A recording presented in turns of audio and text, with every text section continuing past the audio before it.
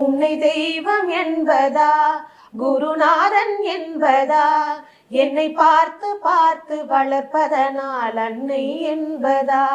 உன்னை கடவுள் என்பதா, கருணை வடிவம் என்பதா, உன்னை கடவுள் என்பதா, கருணை வடிவம் என்பதா, ஐயா ஞானதானம் தந்த உன்னை தந்தை என்பதா, உன்னை தெய்வம் என்பதா, குருநாதன் என்பதா, என்னை பார்த்து பார்த்து வளர்ப்பதனால் அன்னை என்பதா, சேரும் செல்வம் எல்லாம் உன் அருளன்றோ,